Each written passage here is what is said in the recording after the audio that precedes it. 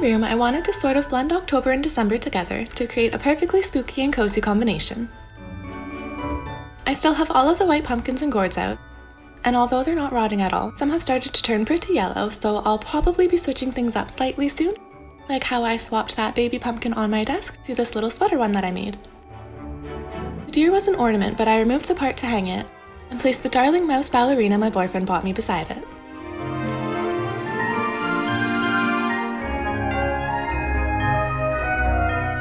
I also traded the monarch butterfly for a more neutral one.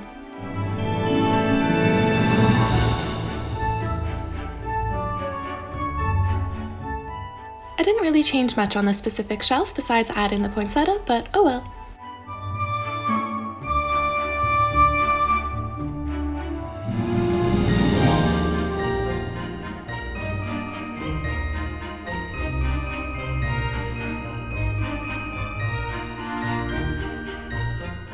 I placed my red and green vintage boxes together and added a few snowmen and gnomes that I made.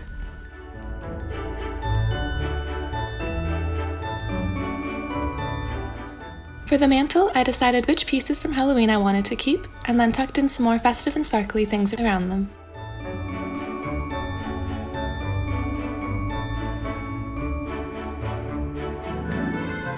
At a thrift store, I found these vintage drinking glasses with little stars etched into them and fell in love. I immediately knew that I wanted to use them as candle holders and to have them on my mantle. However, unfortunately, 2 of the 4 broke before we got home as they didn't wrap them, but thankfully it was a clean break, so I just used some super glue to put them back together. But I am hesitant to wash them just yet, so please excuse the grime. I promise that I'll wash them properly and carefully right after the holidays. I had so much fun making these paper snowflakes using doilies. Most were free-handed and have little skulls, bats, and hearts cut into them.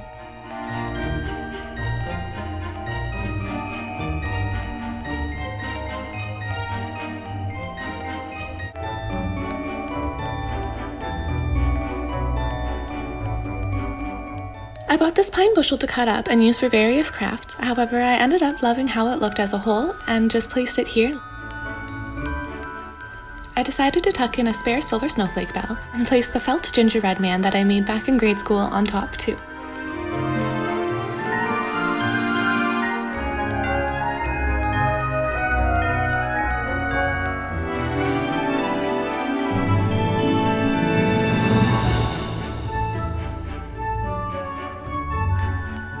I also mixed in the few red or green books that I have with my other vintage ones and stacked them all in a pile, since I don't have a bookend. I also pulled out some of my snowy looking crystals and topped the book stack with a little red cardinal ornament.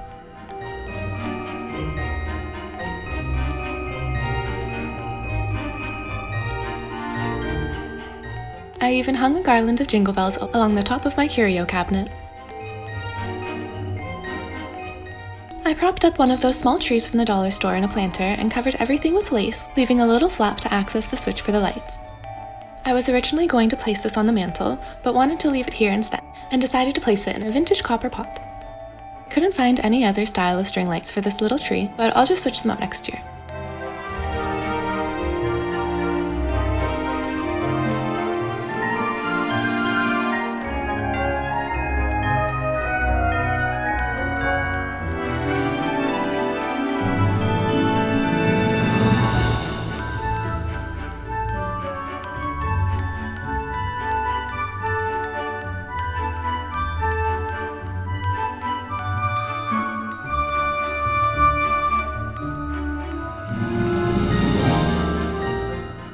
I combined a few garlands to hang from underneath the mantle.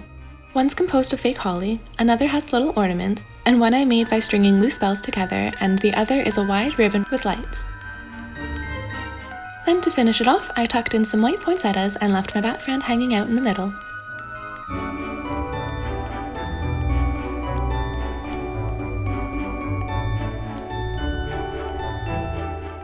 I moved the curly willow branches to the floor and surrounded my candle fireplace with the surviving pumpkins from Halloween.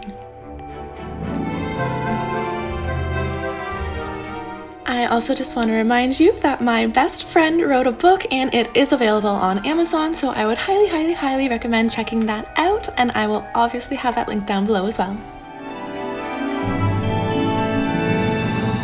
hard to show, it's so much better in person, but it's so magical sitting underneath the canopy and looking up. I was planning on putting another silver snowflake garland along the other side of the canopy curtain, but they've all sold out, so I'll just be leaving it as is. I also hung some of the paper snowflakes in my window, which cast the prettiest shadows along the walls when the sun starts to set.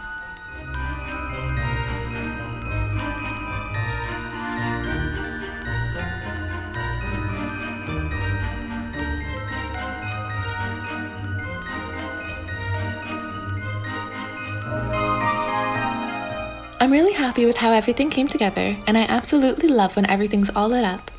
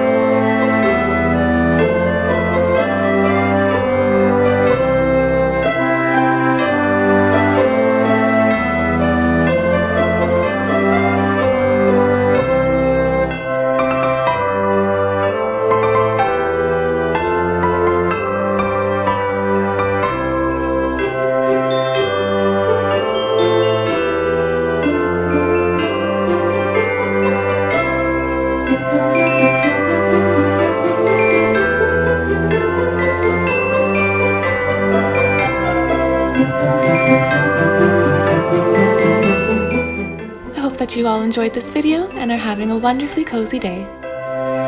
Thank you so much for watching. Take care.